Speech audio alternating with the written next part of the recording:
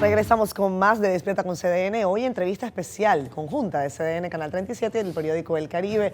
Tenemos el gusto de presentar y darle la bienvenida de manera formal a Wellington Arnott, director de INAPA, que está con nosotros hoy aquí en la mañana. Bienvenido.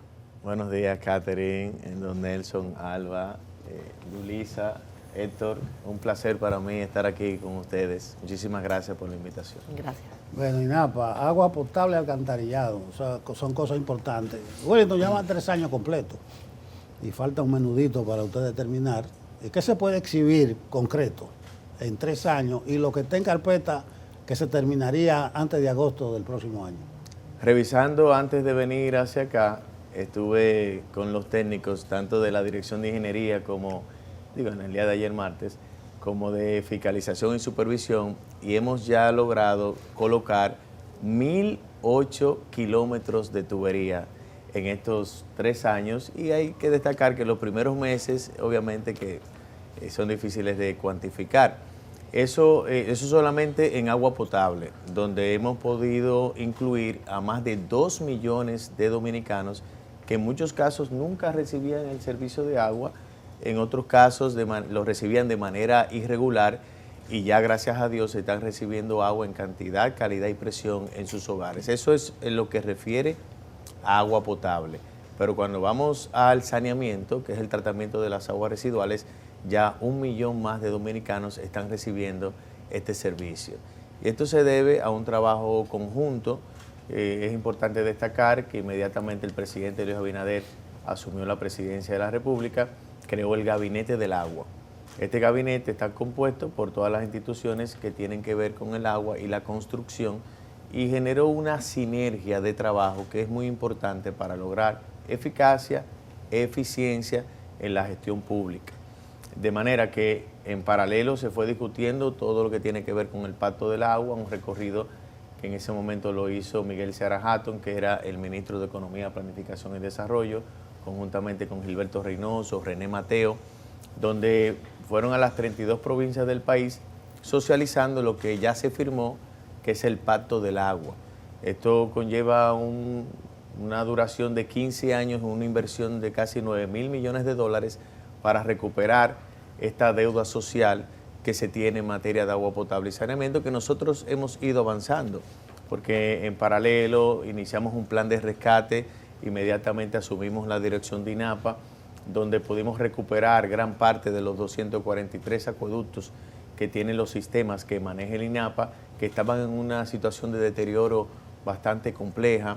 Inclusive recuerdo cuando fuimos a Nisibón en el recorrido, encontramos hasta nido de ratones en los generadores, y todo esto obligó a que conjuntamente con nuestro equipo, con un equipo espectacular de ingenieros, profesionales que no tenemos nada que envidiarle a ingenieros de ninguna parte del mundo, pudimos implementar este plan de rescate, y hoy día podemos decir que la inversión que se ha hecho en agua potable y saneamiento en la República Dominicana nunca antes se había materializado.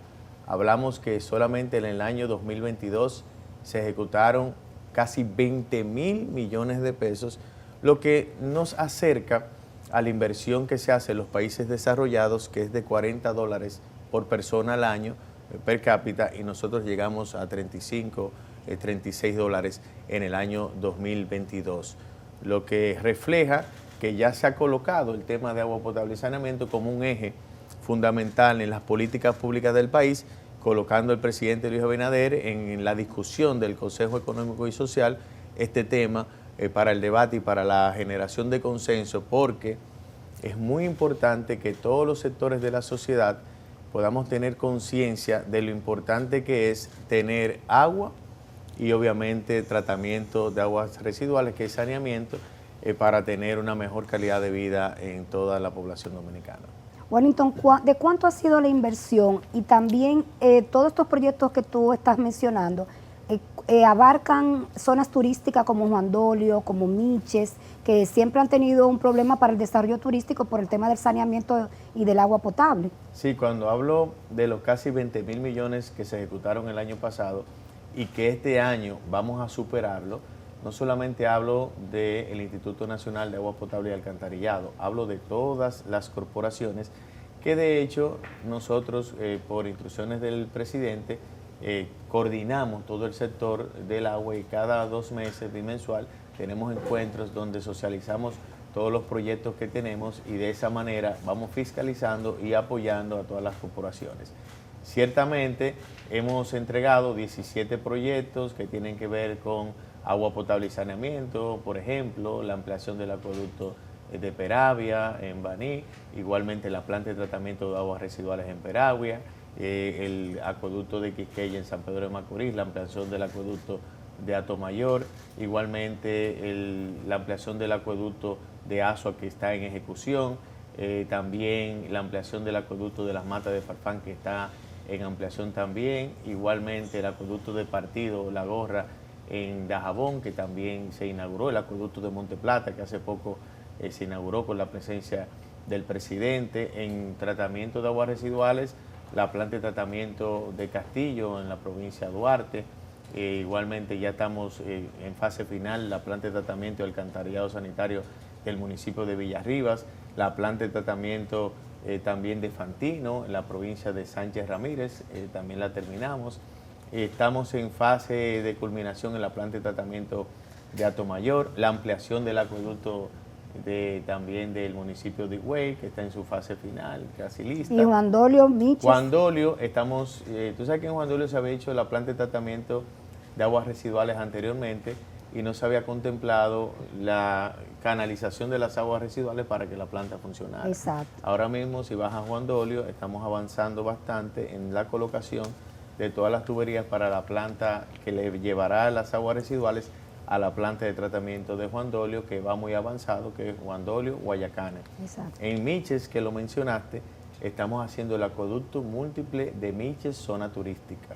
Un acueducto que era una demanda por más de 20 años, donde, si Dios lo permite, en el mes de noviembre estaremos inaugurando la solución del agua para el pueblo de Miches, que estaba recibiendo un servicio ineficiente, y también la solución para toda la zona hotelera, que nos comprometimos, bueno, en una reunión con el presidente y el clúster de Miches, a tener ese acueducto primero que los hoteles.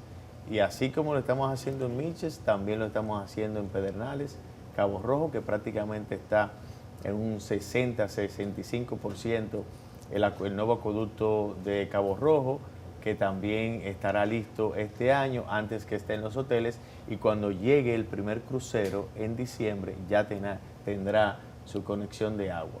La verdad que estamos impactando todo el territorio nacional con más de 240 proyectos en todo el país. Está también el acueducto múltiple de Navarrete, que lo estamos ejecutando en este momento, una zona que hace mucho requería que se le hiciera el acueducto de Sabana Iglesias Baitoa, una zona que es rica en agua, sin embargo no tenía un servicio eficiente. La primera etapa la vamos a terminar en el mes de diciembre, Sabana Iglesias Baitoa, y la segunda etapa la estaremos subiendo a licitación en el mes de octubre, noviembre, si Dios lo permite, para completar esta obra completa. También estamos haciendo el alcantarillado sanitario del municipio de Mao, una obra importantísima, que tenía 20 años esperándose, y si Dios lo permite también está en cronograma para finalizarla en el primer trimestre del próximo año. Y el acueducto de Monción, que resulta contraproducente, que en una zona, bueno, estamos viendo imágenes, que en una zona como que tenemos presas, como es el caso del municipio de Monción, había un servicio ineficiente en materia de agua potable, y ya está en fase de licitación lo que va a ser el acueducto múltiple de Monción, que contempla una nueva planta de 75 litros como la existente, y todas las líneas de distribución con 4 depósitos para 14 comunidades de esta zona, incluyendo Los Quemados, que está en la parte limítrofe de la provincia de Valverde, y Santiago Rodríguez, que es una zona que siempre constantemente está demandando el servicio de agua. Prácticamente estamos impactando todo el territorio nacional. Si vamos, no puedo dejar de mencionar que próximamente en un proyecto que tenemos con el Banco Mundial estaremos interviniendo en la provincia de Espaillat en temas de agua potable, la rehabilitación de la planta La Dura, como también el saneamiento de todo el río Moca, que es una demanda también de PDP, de CODEPE. Todas las asociaciones que intervienen en la sociedad de la provincia de Espaillat demandaban el saneamiento del río Moca y también la planta de tratamiento de aguas residuales del municipio de Moca, y Gaspar Hernández la vamos a hacer también en este proyecto.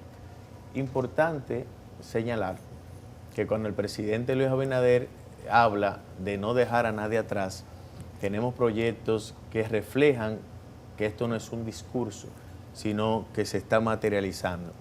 En la provincia de Monseñor Noel tenemos el distrito de Villa Sonador, donde viven 11.000 y tantos habitantes, y estamos haciendo todo un sistema de acueducto nuevo con una inversión de más de 250 millones de pesos, con una planta moderna de filtración rápida, todas las tuberías, depósito regulador, lo que una inversión de 250 millones de pesos a un espacio de una densidad poblacional de solo 11.000 personas refleja el modelo de distribución de la inversión pública para que nadie se quede atrás. Y un ejemplo de eso también es en Monción, que es un proyecto de más de 1.000 millones de pesos para una población de 25.000 a 30.000, con las 14 comunidades que bordean todo el área del municipio de Monción. La verdad que es un trabajo al cual yo me siento privilegiado de ser parte de este equipo, igualmente de estar impactando en la mejoría de la calidad de vida de la gente en temas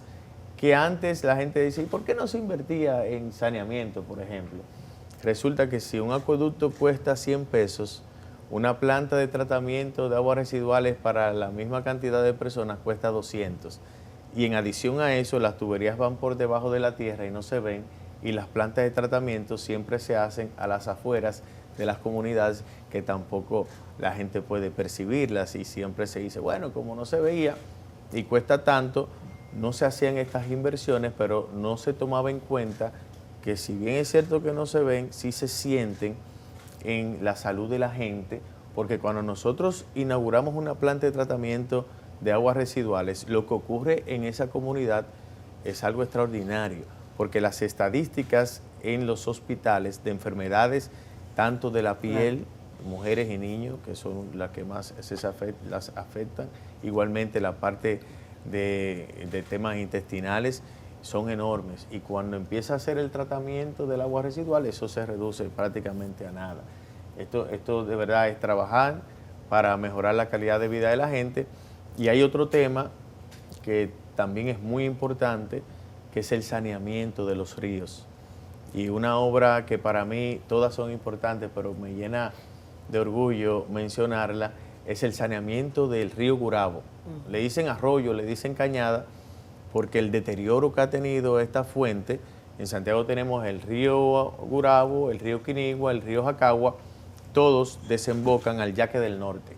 Pero la mayor contaminación del río Yaque del Norte, el más importante del país, viene precisamente del arroyo Gurabo. El 43% de la contaminación del Yaque del Norte precisamente viene de esta fuente, que nace en la montaña de allá, de donde es mi familia, mi abuela Emilia Tavares de Pedro García. Viene el agua de más allá del Can Davis, de esa loma, donde está la carretera turística. Ahí nace lo que es el arroyo Gurabo, pero pasa por el centro de Santiago, recibiendo todos los afluentes de aguas residuales y pluviales.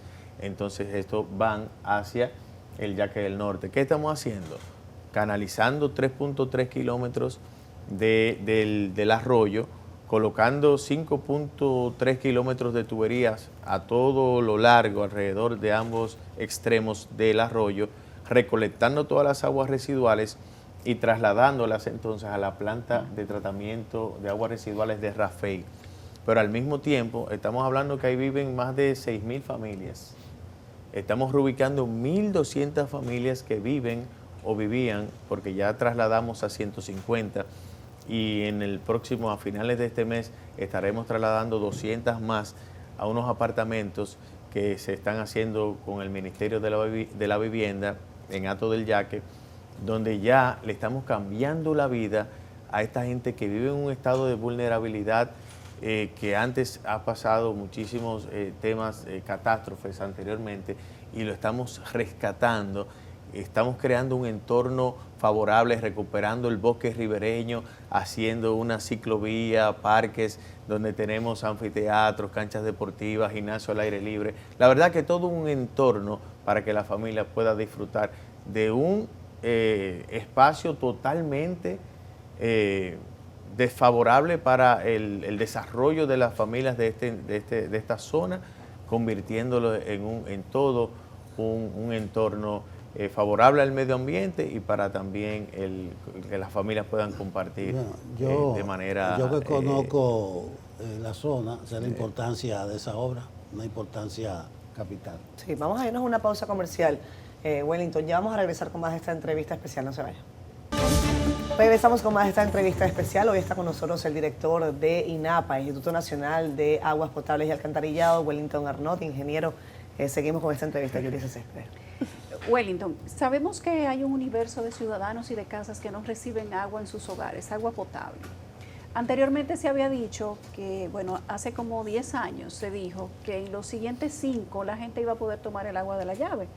Eso tal vez se ha tomado un poco más de tiempo, pero entiendo que la finalidad sigue siendo la misma. ¿Cuántas personas en este momento u hogares, si ustedes tienen la estadística, no reciben agua en sus casas?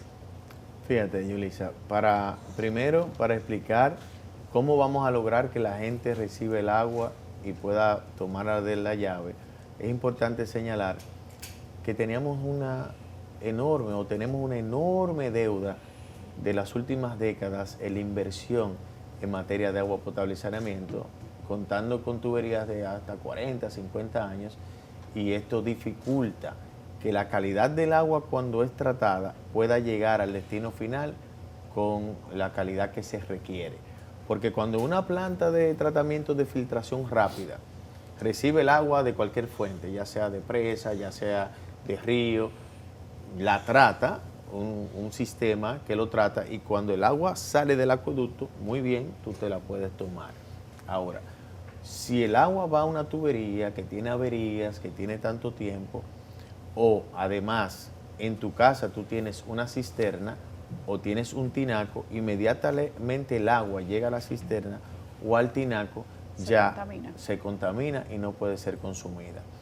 Para lograr eso, ahí está el mismo pacto del agua, tenemos que agotar todo lo que es una transformación, una inversión a largo plazo para tener tuberías nuevas, para poder tener unos tratamientos de agua potable que podamos lograr llegar a lo ideal, que sería esto, pero nos falta mucho para eso. Ya tenemos un paso adelante, el agua potable y el saneamiento está puesto como un eje fundamental, se está generando el propio pacto para que todas las fuerzas vivas de la sociedad y los partidos políticos asuman ese compromiso, porque esto tiene que ser de continuidad por varios gobiernos y tiene que haber conciencia. Ahora, ¿cómo vamos a lograr eso? Podemos decir que un 85, un 90% de los hogares le llega las tuberías hasta sus hogares. Sin embargo, un 50, un 60% de la gente recibe agua más o menos de manera no continua, y otro 20, 30 más o menos. Se ha reducido la cantidad de gente que no recibe agua, más o menos un 10% no podía recibir, porque siempre está en constante crecimiento los residenciales, los barrios, por eso casi siempre uno tiene que estar colocando tuberías nuevas. Pero para que llegue el agua, y se puede decir, le llega el agua al 100%, tiene que ser de manera continua. De manera continua todavía tenemos muchas deficiencias y en eso estamos trabajando. Por eso, en principio del programa, manifesté que hemos logrado que 2 millones más de dominicanos reciban agua, que en muchos casos no recibían nunca y en otros de manera muy irregular. Pero es una tarea que conllevará un tiempo, años, pero si se logra concretizar y respetar el pacto y que cada quien asuma su compromiso, entiendo que se puede. Pero no se sabe, no tenemos cantidades. Por ejemplo, no podemos saber cuántos millones de personas no reciben el agua o las recibirán dentro de los próximos 5 años en las casas. Cuando te hablo que la mayoría de la gente recibe el agua. O sea, un porcentaje alto, casi un 90% de los hogares tienen sus tuberías. Sin embargo, y más en la zona más apartada, la zona rural, todavía hay un déficit de personas que no la tienen hasta sus hogares, pero es un porcentaje mínimo. Y recibir el 100% diario es la tarea que tenemos.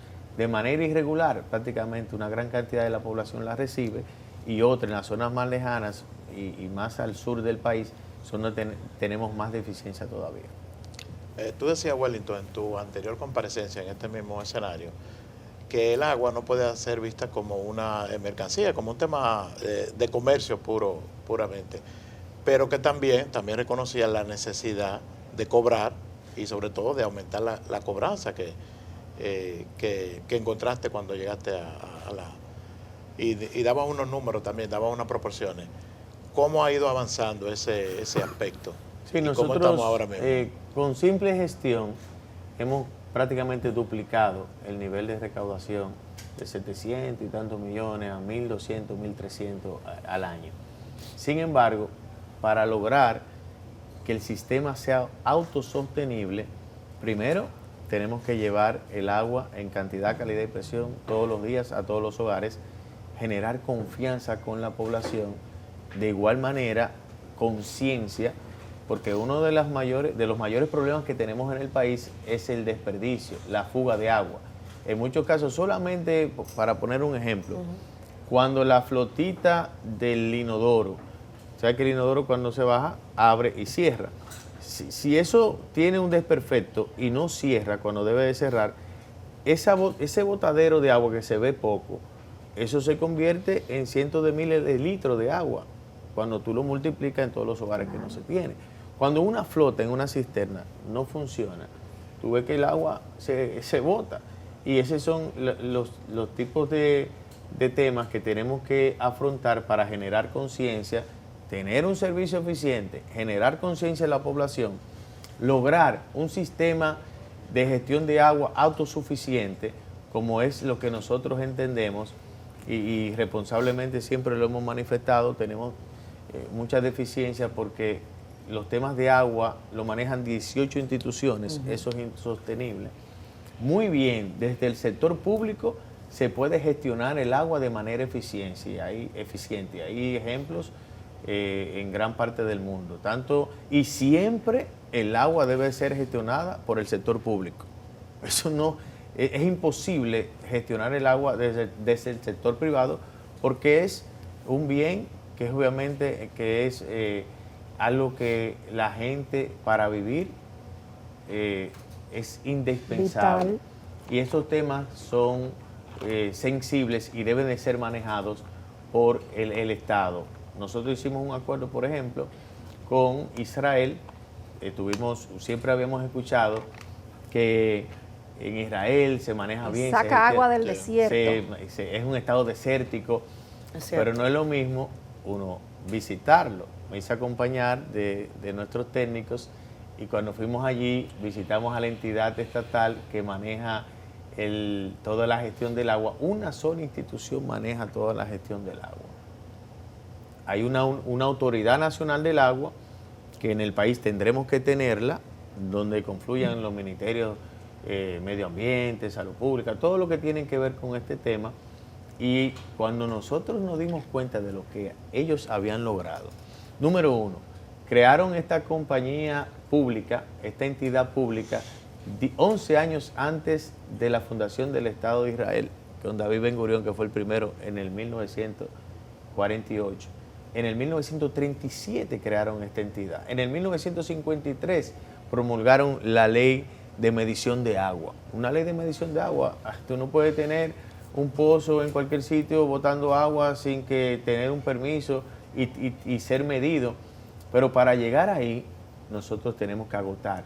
Primero, el pacto se firma, darnos las leyes que tenemos que promulgar en consenso en el Congreso, poder tener una gestión autosostenible. Las instituciones del agua son deficitarias, porque aquí no hay conciencia, la gente cree que el agua no tiene un costo para producir 1 metro cúbico de agua. Esto conlleva, cuando es por bombeo, 45 pesos por metro cúbico y las instituciones del agua cobran 6 pesos. Y el 80% por bombeo. Y cuando es por gravedad, anda de 30 a 35 pesos y tú cobras 6 pesos. Eso es insostenible. Pero estamos dando pasos firmes para eso. Lo que nosotros hicimos con el Estado de Israel es precisamente cuando vimos esto y nos presentaron la cronología, yo mismo le dije, no, nosotros tenemos que tener ese camino. ¿Cómo lo lograron? Vamos a hacer un entendimiento para que elaboremos un master plan. Este master plan con los técnicos nuestros y obviamente técnicos de ellos, ya estamos en ese proceso para que ese master plan entregable nos los faciliten a nosotros luego de que se concluya y nosotros aquí implementarlo en la República Dominicana. Eso va a estar más o menos en un año y para mí es de las cosas más importantes que podemos dejar un camino, una vía para lograr tener un sistema de agua potable autogestionable, que al final del día podamos tener el reuso de agua, como allá, por ejemplo, en Tel Aviv, que tienen 1 millón de habitantes, todo el agua residual de Tel Aviv va a una planta de tratamiento de aguas residuales y esto se reusa para la agricultura. Eso sí, tienen tuberías de 150, 200 kilómetros de tubería, pero se le da un uso al agua, no se desperdicia una gota de agua.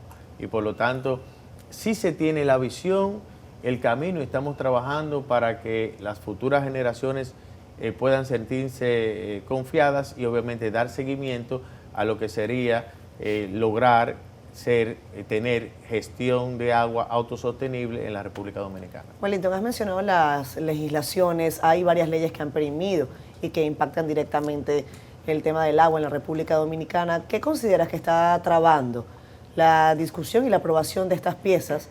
Me imagino que ustedes tienen reuniones permanentes con los diputados encargados de las comisiones que se encargan de esto. ¿Qué es lo que está pasando? Mira, este es un tema muy sensible.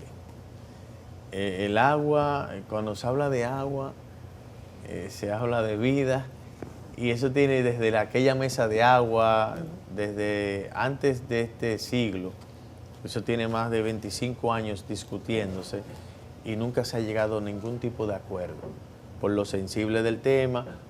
En adición a eso, cuando se habla de una ley que cualquier institución pública se ve afectada, los funcionarios del momento también y los técnicos dicen, nos están afectando con tal cual, y hay que entender que las funciones públicas son pasajeras, de manera que tenemos que pensar a futuro.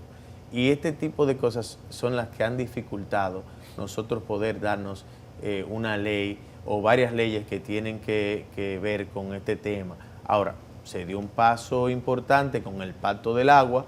El pacto contempla ya el tema de las leyes, la creación de la Autoridad Nacional del Agua, que para mí es fundamental, porque con esa autoridad... Pero solo parecen ser los intereses de 2 o 3 lo que están impidiendo.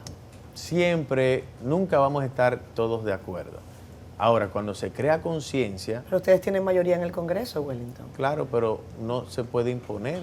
Es un tema como este, hay que socializarlo, hay que discutirlo, hay que convencer a la gente. Primero, yo entiendo que ya toda la población está convencida de que este gobierno ha colocado el agua potable y el saneamiento como un eje fundamental. El compromiso de que el agua siempre tiene que ser gestionada por el sector público, porque nunca puede pasar a manos privadas. Ese es un concepto. Yo te puedo decir que cuando nosotros llegamos al INAP encontramos unas iniciativas para someterse al Congreso, donde prácticamente habían temas ahí inaceptables. Nosotros inmediatamente estuvimos en desacuerdo con esto. Pero de privatización. Claro, cuando tú tienes un sistema, una gestión que tú no le inviertes, que tú dejas todo en una situación de deterioro, que tuvimos que hacer un plan de rescate. ¿Qué pasa? El Estado, siempre surge en los comentarios que desde el Estado no se puede administrar de manera eficiente, eficaz y transparente, y por eso tal tema debe de llevarse al sector privado. Porque son cosas que van en paralelo. ¿Qué ha hecho esta administración? Ha creído en la función pública, le ha puesto los recursos necesarios, 4 o 5 veces más recursos, se ha visto el resultado de una mejoría en el servicio del agua potable y saneamiento, sobre todo en la República Dominicana. Se firma el Pacto del Agua, estamos buscando experiencias para tener modelos de gestión de agua mucho más eficientes. O sea, el tren empezó a caminar, se va generando confianza en la gente y tenemos un compromiso de que el agua sea gestionada de manera autosuficiente, que muy bien se puede. Antes de iniciar, me preguntaba Yulisa del plan que se está ejecutando, bueno, ya en Santo Domingo, un plan de gestión de cobro y demás, que es un plan piloto que lo está haciendo muy bien en la CAS, pero al mismo tiempo tenemos planes de medición de agua que tienen que verse, todo lo que es medición, y tenemos que llevarlo, repito, en paralelo para luego estas dos fuerzas confluyan, tener ya un modelo de gestión con leyes, con sanciones necesarias para tú poder gestionar el agua de manera eficiente y que estas entidades estatales puedan generar los recursos para mantenerse, para poder producir el agua, pero esto va a llevar tiempo porque tú primero tienes que dar un buen servicio, claro, que la gente muy bien, una gente que recibe el agua todos los días, prefiere recibir la que está comprando un camión de agua, que te cuesta 2.500 pesos, 3.000 pesos, claro. O en los barrios compran tanquecitos en 60, 70, 100 pesos.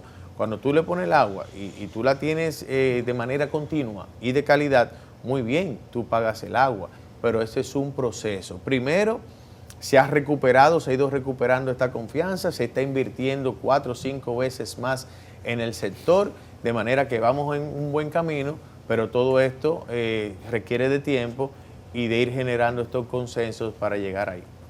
Wellington, acabamos, pero brevemente, 2 cosas, muy breves.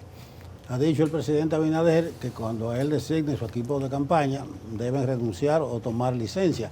Se cae de la mata no solo por lo que se vio en el fin de semana cuando arrancó la reelección, que tú vas a ser parte de ese equipo. ¿Tú tomarías licencia o renunciarías? Sí, yo haría lo que... Yo soy un soldado del presidente y de mi partido.